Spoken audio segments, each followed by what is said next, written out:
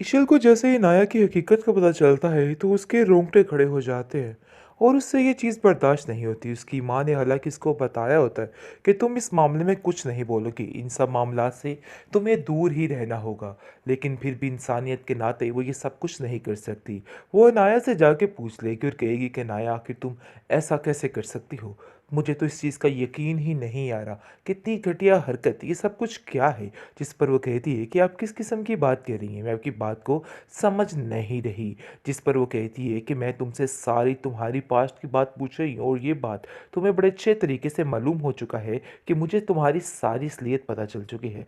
जिसकी वजह से अनाया के अपने रोंगटे खड़े हो जाते हैं और हैरान परेशान हो जाती है। लेकिन आप देखेंगे कि वो कहती है कि मैं आपको सारी हकीकत बताऊंगी, लेकिन अभी इन सब चीज़ों को थोड़ा वक्त चाहिए। मैं चाहती हूँ कि मुझे थोड़ा वक्त दिया जाए ताकि मैं अपनी सारी सफाई आपके सामने पेश कर सकूं। लेकिन जी आप देखेंगे कि ईशल काफ़ी परेशान है और वो सोच रही है कि वो बहुत जल्द सारे मामलात आशिर को बता दे, क्योंकि ये सब कुछ उसके लिए बहुत ज़रूरी है और ये बहुत बड़ी ज़्यादती हो जाएगी अगर उन लोगों को ये बात पता ना चली। बहरहाल जी, ये मामला तो एक तरफ है। दूसरी तरफ अनाया काफ़ी ज़्यादा खुश हो चुकी है क्योंकि रोहान ने उसकी बहुत मदद की है और ये बात साबित कर दिया है कि वाकई वो उसका वेल विशर है। क्योंकि जिस तरीके से उसके बाप से जाके उसने सारी बात क्लियर कर दी और उसके बाप ने उसको माफ़ भी कर दिया, ये बात नाया के लिए बहुत बड़ी और खुशी की बात है। जैसे ही ये नाया घर जाएगी, वहाँ पर उसकी माँ कहेगी कि कोई उल्टी सीधी बात मत करना। जिस पर वो कहती है कि मैं यहाँ कोई उल्टी सीधी बात नहीं करने आई, बल्कि आप लोगों को सिर्फ़ और सिर्फ यही बताने आई हूँ कि मैंने जो कुछ किया मुझे इसकी काफ़ी ज़्यादा शर्मिंदगी है। लेकिन उसकी माँ इस चीज़ से काफ़ी ज़्यादा शर्मिंदा हो रही होती है कि रूहान को सारी बातों का इल्म हो चुका है। और वो रूहान से कहती है कि रूहान, अगर ये बात खुल के सामने आ गई तो हर चीज़ ख़त्म हो जाएगी। देखो, ये बात खुलने वाली नहीं है और ये तुम्हारा बड़कपन है कि तुमने इन सब चीज़ों को देखते बूझते हुए सारी चीज़ों को इग्नोर किया है। मैं इस बात के लिए काफ़ी ज़्यादा खुश और मुतमिन हूँ कि वाकई में नाया किसी सेफ हाथ पे लग गई है और इसने वाकई में तुम्हें बता के बहुत अच्छा काम किया है।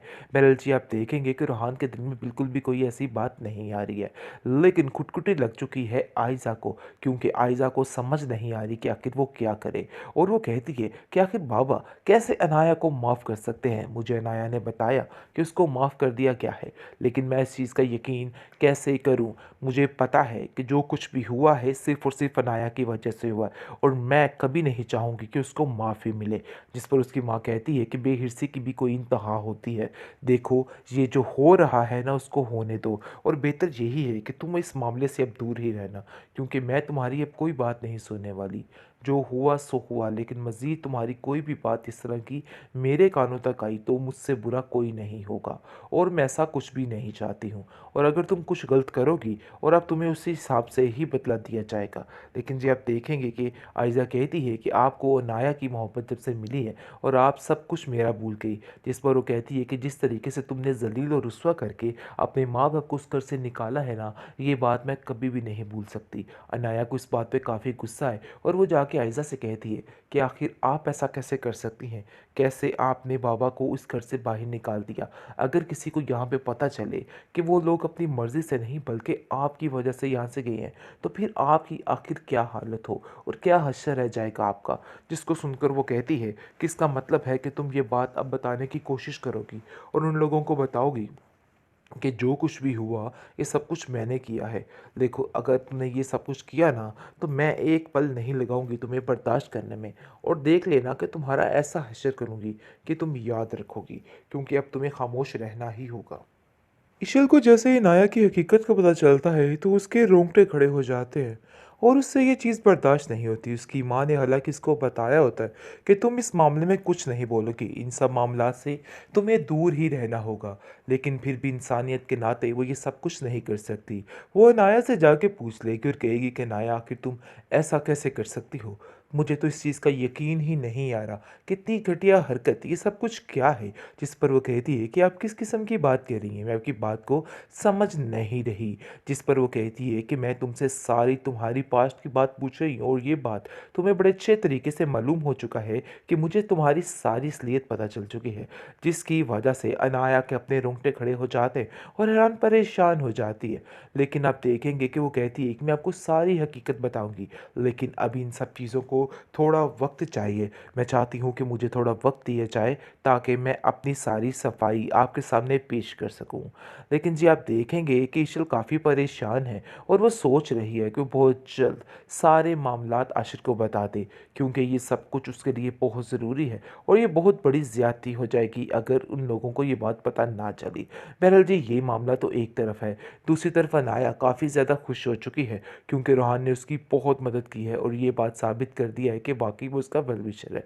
क्योंकि जिस तरीके से उसके बाप से जाके उसने सारी बात क्लियर कर दी और उसके बाप ने उसको माफ़ भी कर दिया। ये बात अनाया के लिए बहुत बड़ी और खुशी की बात है।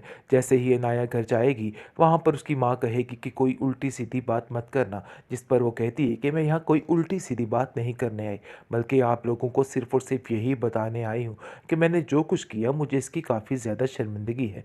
लेकिन उसकी माँ इस चीज़ से काफ़ी ज़्यादा शर्मिंदा हो रही होती है कि रूहान को सारी बातों का इल्म हो चुका है और वो रूहान से कहती है कि रूहान, अगर ये बात खुल के सामने आ गई तो हर चीज़ ख़त्म हो जाएगी।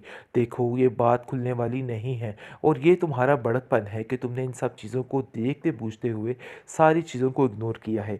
मैं इस बात के लिए काफ़ी ज़्यादा खुश और मुत्तमिन हूँ कि वाक़ई में नाया किसी सेफ हाथ पे लग गई है और इसने वाक़ई में तुम्हें बता के बहुत अच्छा काम किया है।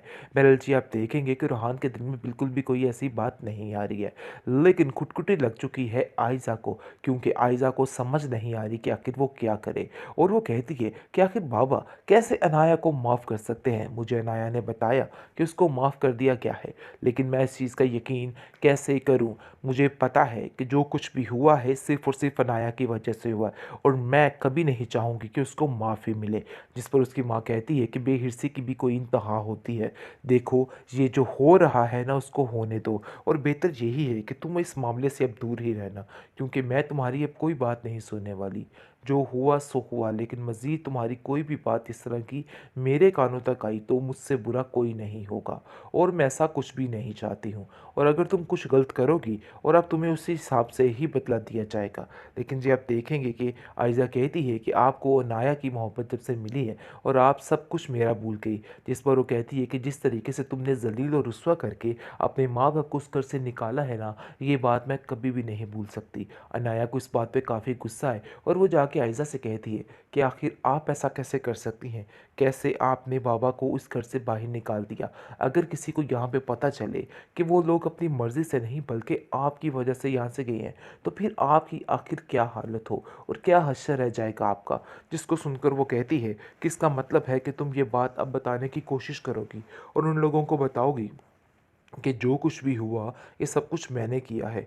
देखो अगर तुमने ये सब कुछ किया ना तो मैं एक पल नहीं लगाऊँगी तुम्हें बर्दाश्त करने में और देख लेना कि तुम्हारा ऐसा हश्र करूँगी कि तुम याद रखोगी, क्योंकि अब तुम्हें खामोश रहना ही होगा।